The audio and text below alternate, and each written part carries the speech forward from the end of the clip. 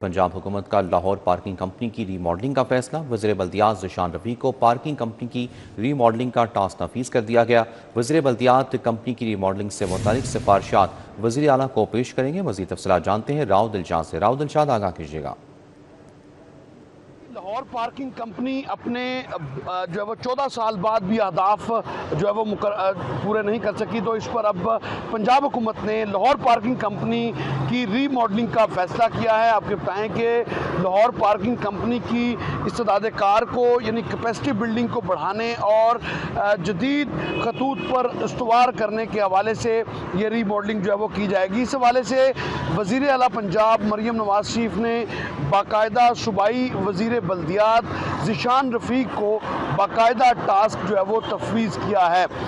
सूबाई वज़ीर बल्दियात ज़ीशान रफ़ीक तमाम तर सिफारिशात मुरतब करके वज़ीर पंजाब को जमा करवाएंगे, जिसके बाद वज़ीर पंजाब जो है वो मुजव्वज़ा सिफारिशात की मंजूरी देंगी, जिसके तहत जो है वो लाहौर पार्किंग कंपनी को फिर से ऑपरेशनल किया जा सकेगा। आपको बताएँ कि इस वक्त लाहौर पार्किंग कंपनी अपनी कैपेसिटी से लो परफॉर्म कर रही है, जिसकी बुनियाद पर अब नई जो रीमॉडलिंग के नतीजे में लाहौर पार्किंग कंपनी की ना सिर्फ साइट्स को बढ़ाया जाएगा, गैर कानूनी पार्किंग स्टैंड्स को का खात्मा किया जाएगा। और इसी हवाले से आपको ये भी बताएं कि ओवर चार्जिंग और जो पार्किंग स्टैंड्स पर मोटरसाइकिल या गाड़ियां चोरी होने की शिकायत आती है, इनका 100% तदारुक जो है वो रीमॉडलिंग के नतीजे में किया जाएगा। आपको बताएं कि 100% रीमॉडलिंग के नतीजे में जो है वो ऑटोमेशन पर ले जाया जाएगा और तमाम जो वर्कर्स होंगे उनके पास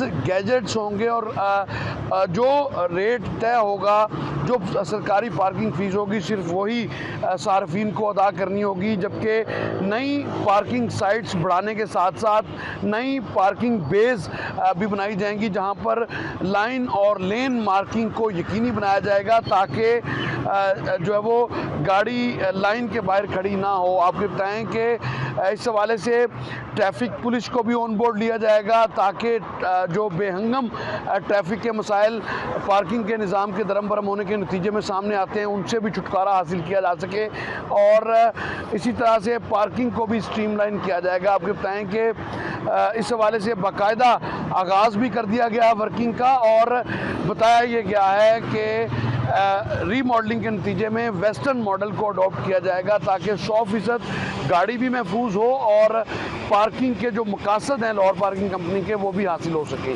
सऊदी वजारत हज की जानिब से हज 2026 के हवाले से नया कानून नाफिज।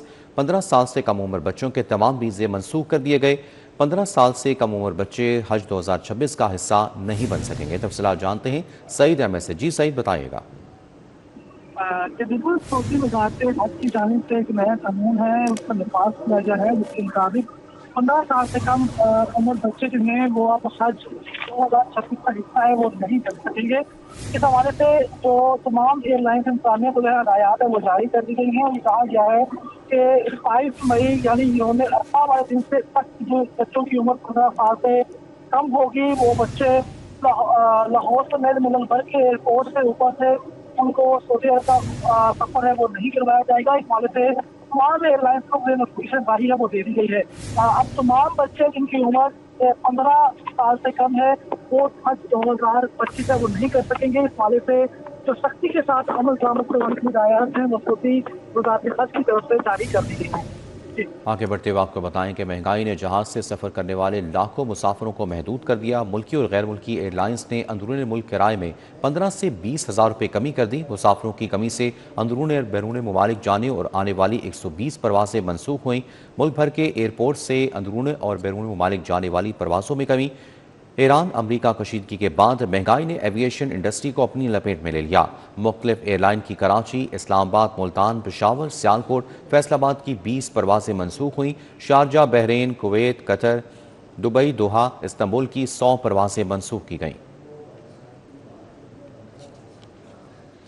और अब बात करेंगे रेलवे के हवाले से, तो रेलवे इंतजामिया के मुतादिद दावों के बावजूद ट्रेन शेड्यूल मामूल पर ना सका। कराची और कोयटा समेत मुख्तलिफ शहरों से आने वाली ट्रेनें घंटों लेट। कराची से आने वाली अल्लामा इकबाल एक्सप्रेस 5 घंटे 30 मिनट लेट, तेजगाम एक्सप्रेस 2 घंटे 40 मिनट, कुराकरम एक्सप्रेस 3 घंटे 10 minute late. Khyber mail express 2 घंटे 25 मिनट, मिलत एक्सप्रेस 2 घंटे 20 मिनट लेट हुई।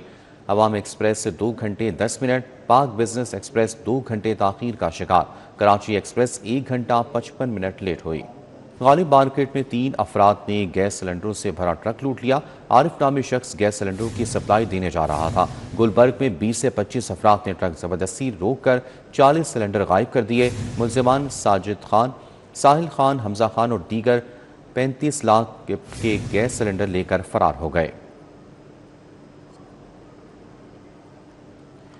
आपको अपडेट करें कि गालिब मार्केट में 3 अफराद ने गैस सिलेंडरों से भरा ट्रक लूट लिया। आरिफ नामी शख्स गैस सिलेंडरों की सप्लाई देने जा रहा था। गुलबर्ग में 20 से 25 अफराद ने ट्रक ज़बरदस्ती रोककर 40 सिलेंडर गायब कर दिए।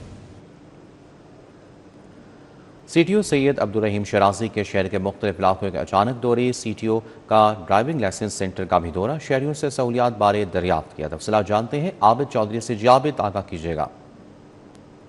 इस वक्त इचरा लाइसेंस सेंटर मौजूद हूँ, जहाँ पर शहरों को दी जाने वाली सहूलियत के हवाले से CTO अब्दुर्रहीम शराजी ने इस वक्त सरप्राइज विजिट किया और जो है वो चेकिंग की गई है कि शहरी को तमाम तर सहूलियात फराहम की जा रही हैं या नहीं, या किसी शहरी को इसमें मुश्किलात का सामना तो नहीं करना पड़ा है। इस वक्त CTO अब्दुर्रहीम शराजी हमारे साथ मौजूद है।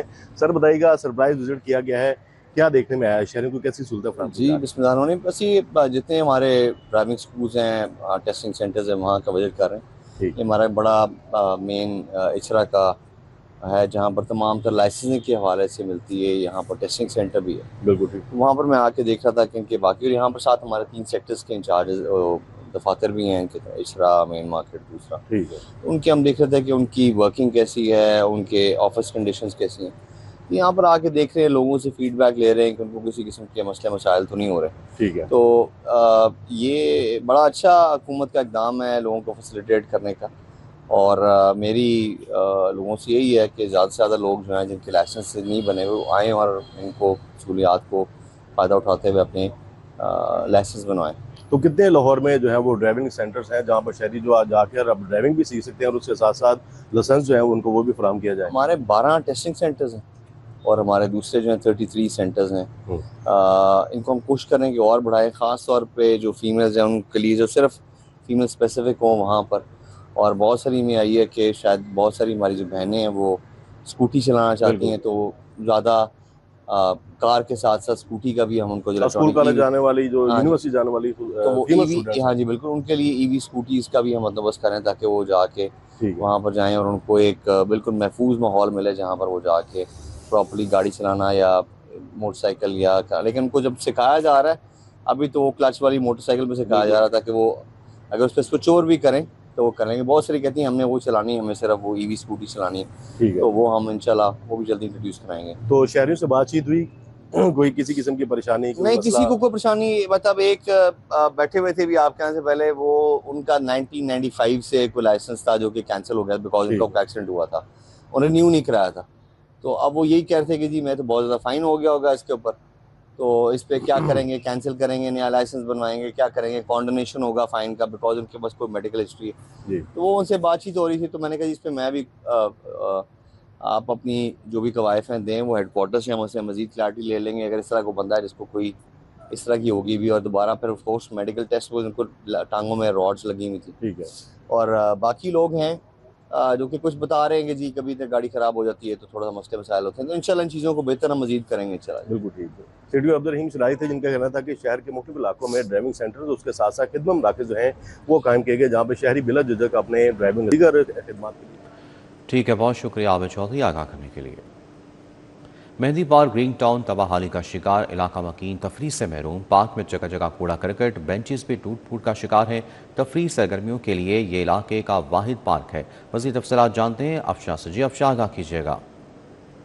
इस वक्त हम मौजूद हैं मेहंदी पार्क ग्रीन टाउन के इलाके में। इस पार्क की अब तक सूरत हाल है, इसके जो हिफाजती जंगले होते हैं वो सरे से गायब हैं। मेरे कैमरामैन मुबीन आपको दिखाएंगे कि किस तरह से इस पार्क की सूरत हाल है। यहाँ पे जो हिफाजती जंगले लगे होने चाहिए थे उनका नामो निशान नहीं है। घास बहुत बुरी तरह से यहाँ पे उगी हुई है, उसकी काश्त नहीं हुई हुई है। यहाँ पे धूल मिट्टी का भी राज है और साथ ही साथ वहाँ पर अगर मेरे कैमरामैन आपको पैन करके दिखा सकें तो वहाँ पर पार्क के अंदर ही लोगों ने अपने रिक्शे खड़े किए हुए हैं और उनकी सर्विस की की जा रही है। तो ये हालात हैं इस अवामी पार्क के। ये तफरीह का पार्क है, रिहायशी पार्क है। यहाँ पे आवाम के लिए जो है सहूलत दी जाती है कि जो लोग बाहर दूर दराज नहीं जा सकते, तफरीह नहीं कर सकते, वो अपने घरों के पास अवामी पार्क में जाके जो है तफरीह कर लें, और ये सस्ती तफरीह भी समझी जाती है। लेकिन इन पार्क्स का हालत ऐसी हो जाती है कि इलाका मकीन इन पार्क का रुख करने से गुरेज करते हैं। इलाका मकीन से हमने बात की, उनका कहना है कि अरसा दराज से ये पार्क इसी तरह से अब तक सूरत हाल का शिकार है। आला हुकाम से मुतालबा भी किया, लेकिन इस पार्क के हवाले से कोई भी